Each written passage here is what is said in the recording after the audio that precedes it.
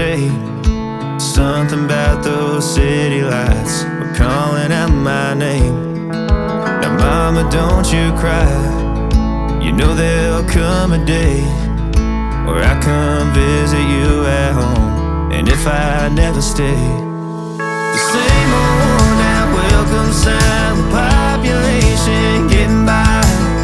Hello friends, હું છું શિલ્પા કુકિંગમાં તમારું સ્વાગત છે. તો આજે હું તમારી સાથે શેર કરીશ વેણા લાપસી. તો આપણે વેલણ ફેરવતા જઈએ અને લાપસી આપણી એકદમ છૂટી પડતી જાય દાણેદાર જેવી, તેવી જ લાપસી આપણે બનાવશું. નીચે તવા મૂકવાની જરૂર પણ નથી પડતી, તો પણ આપણી લાપસી એકદમ સરસ બને છે. અને લાપસી એકદમ બની ગયા પછી તેને ચાકાની મદદથી આપણે ધીરે ધીરે કટ કરતા જઈએ તો પણ આપણી લાપસી એટલી સરસ અને દાણેદાર જેવી બનતી જાય છે. તો ચલો બનાવવાનું શરૂ કરીએ. લાપસી બનાવવા માટે મેં અહીંયા 2 વાટકા જેટલો ઘઉંનો લોટ લીધેલો છે, કરકરો. અને 2 વાટકા લોટમાં આપણે 3 થી 4 વ્યક્તિ જમી શકે તેટલી લાપસી આપણી બનશે. તો હવે લોટને આપણે ચાળી લઈએ. તો આ રીતનો લોટ ચડાઈને રેડી થઈ ગયો છે. તો આપણે એમાં લોટમાં મોણ દેવા માટે મેં અહીંયા 1 વાટકો નાની વાટકી જેટલું તેલનું મોણ લીધેલું છે. તો આ રીતે મિક્સ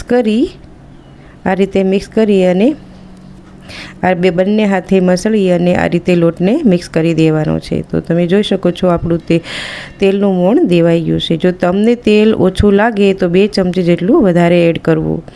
તો આ રીતે મસળી અને તમે જોઈ શકો કે હાથમાં લઈ અને મુઠ્ઠી વાળો તો એકદમ મુઠ્ઠી વળી જાય છે. તો સમજવાનું કે આપણું તેલ બરાબર છે એમાં. તો મેં અહીંયા એક વાસણમાં 1.5 વાટકા જેટલું પાણી એડ કરેલું છે. જે વાટકાથી આપણે લાપસીનો લોટ લીધેલો હતો એ જ વાટકાથી પાણી લેવાનું છે. તો 1.5 વાટકા જેટલું પાણી એડ કરી પાણી ગરમ થાય ત્યાં સુધીમાં આપણે ગોળ નાના પીસ કરેલા છે 1 વાટકા જેટલું મેં લીધું છે. વજનમાં મેં 300 ગ્રામ જેટલો ગોળ લીધેલો છે. તો ગરમ પાણી થઈ ગયું છે તો તેમાં એડ કરી અને ગોળનું પાણી કરવાનું છે. તો ગોળનું પાણી થાય તે આપણે વેણાની મદદથી હલાવી લઈએ, જેથી કરીને આપણો ગોળ એકદમ ગળી જાય એકદમ સહેલાઈથી. તો પાણી ગરમ થઈ ગયું છે તો હવે આપણે એમાં લોટ એડ કરી દઈએ. તો લોટ એડ કરી તો આ રીતે બધી ચારે બાજુ પાથરી દેવાનો, જેથી કરીને આપણો લોટ એકદમ સારો બફાઈ જાય છે. તો હવે એમાં આપણે કાણા કરી લઈએ વેરણાની મદદથી. તો આ રીતે કાણા કરવાથી જે ગોળનું પાણી છે તે બહારની સાઈડ આવે જેથી કરીને આપણું પાણી એકદમ બહાર આવે તો જે લોટને એકદમ પાકવામાં સહેલાઈથી મદદ કરે છે. તો મેં અહીંયા 5 કાણા પાડી અને 2 મિનિટ માટે ઢાંકી દીધું છે. તો 2 મિનિટ જેવું થઈ ગયું છે તો મેં 2 ચમચી જેટલું તેલ એડ કરેલું છે. તમે ઘી પણ એડ કરી શકો છો. તો આ રીતે 2 ચમચી તેલ એડ કરવાથી આપણી લાપસી જેમ બનતી જાય તેમ છૂટી પડતી જાય છે. તો મેં અહીંયા વેરણાની મદદથી એક ડાયરેક્શનમાં ધીરે ધીરે હલાવવાનું શરૂ કર્યું છે, જેથી કરીને પાણી બધું એબ્ઝોર્બ થઈ ગયું છે. તો તમે જોઈ શકો છો લાપસી એ એકદમ ચડવા આવી. તો આ રીતે જ્યાં સુધી બધું ગોળનું પાણી છે તે લાપસીમાં લોટમાં મિક્સ ન થાય ત્યાં સુધી એને હલાવતા રહેવાનું છે ધીરે ધીરે. તો આ રીતે હલાવી અને તેને આપણે વેરણાના મદદથી હલાવીએ છીએ તો જો નીચે બેસતી પણ નથી. અને તે આપણે વેરણાથી હલાવીએ છીએ એટલે આપણે એને વેરણા લાપસી કહીએ છીએ. તો જ્યાં સુધી ગાંઠા ના હોય ત્યાં સુધી ધીરે ધીરે આ રીતે હલાવવાનું અને નીચે બેસી પણ નથી. તો તમે ધીરે ધીરે જોઈ શકો છો જેમ લાપસી ચડતી જશે તેમ આપણી લાપસી એકદમ છૂટી બનતી જશે. તો એને 2 મિનિટ માટે ફરી ઢાંકી દઈએ. તો 2 મિનિટ થઈ ગઈ છે. ફરી આપણે 2 ચમચી જેટલું ફરી તેલ ઉમેર કરશું. તો 2 ચમચી જેટલું એડ કરી અને ફરી ધીરે ધીરે આ રીતે હલાવતા જઈએ.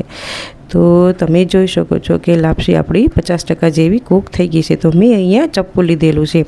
ચપ્પાની મદદથી ધીરે ધીરે ગેસની ફ્લેમ સ્લો જ રાખવાની છે અને ધીરે ધીરે આ રીતે એને અંદરથી ખાપતી કહેવાનું છે, જેથી કરીને આ લાપસી એકદમ કપાતી જાય અને છૂટી પડતી જાય. તો ફરી મેં 2 ચમચી જેટલું ઘી એડ કરેલું છે, જેથી કરીને આપણી લાપસી એકદમ છૂટી પડી જાય છે.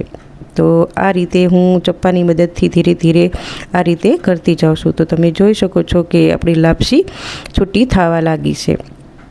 તો જ્યાં સુધી લાપસી ઠંડી પડતી જાય ત્યાં સુધી તમે આ કરો તો તમારે પણ લાપસી એકદમ છૂટી થાય છે, ચીકણી બનતી નથી.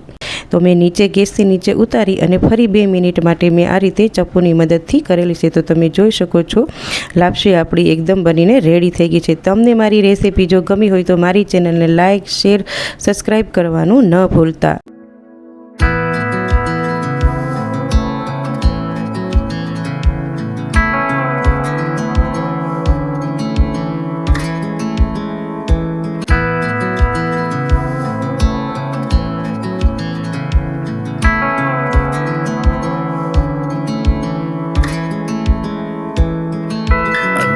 Thought I'd fly over my own state. Something about those city lights were calling out my name. Now mama, don't you cry, you know there'll come a day where I come visit you at home. And if I never stay, the same old now welcome sound